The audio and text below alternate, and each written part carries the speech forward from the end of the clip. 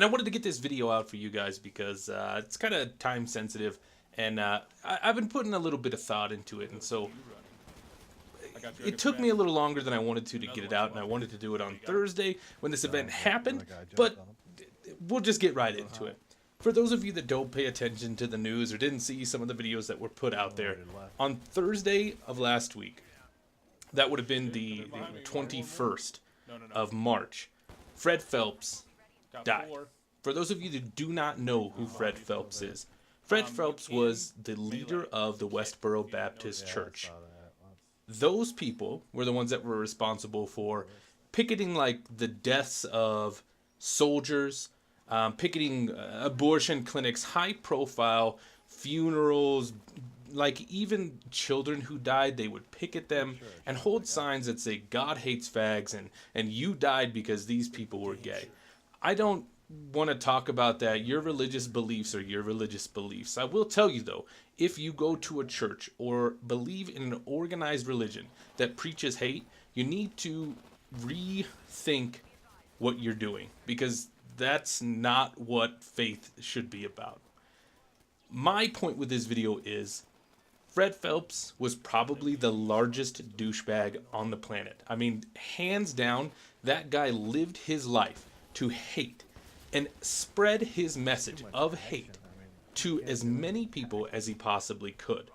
One of the really fucked up things about this family, the Phelps family, there has been a lot of members of the family that have been they've been pariahed from the church itself, and they've kind of moved away and moved on with their lives, and they're completely cut off from their family when they do this. If you don't believe in this church, this family no longer wants you around.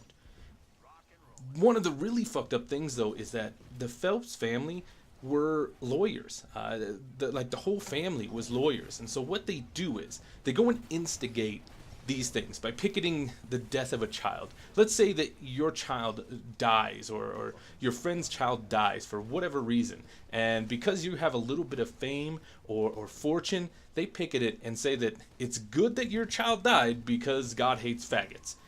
That, to me, is absolutely asinine. But the point is, they're lawyers, so they instigate.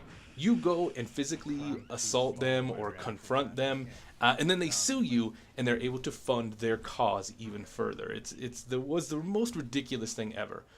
What we can hope is, if you look back through the history of man, and in particular leaders of cults and religious sects like this that are completely outside the boundaries of what most human beings believe is sane, once their leader goes away, it's very hard for them to continue on the way that they were going down.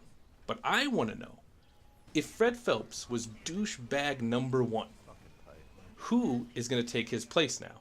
I got a few suggestions. I think Dick Cheney is a fantastic douchebag to put up on there.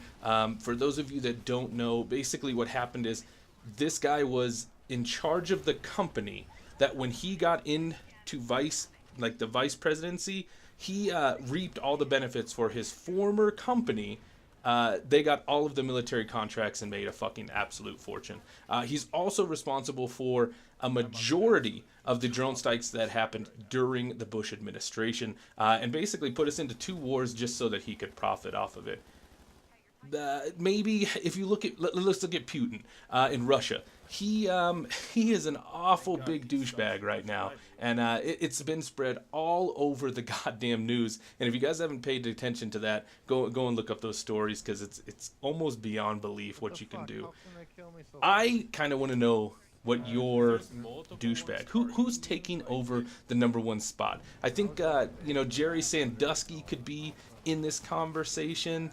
God, there's a lot of people.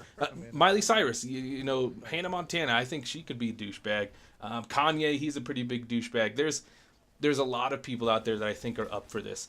And to bring it home, I think that the last nominee I'm going to put up there is Woody's Gamertag. I think, hands down, he's probably the biggest douchebag on YouTube.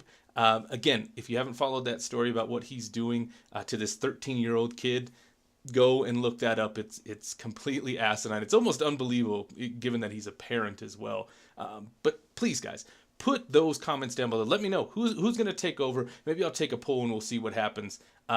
Thank you guys for all the support lately. Please click the like button, share, subscribe if you're new around here, and we'll see you guys again very soon.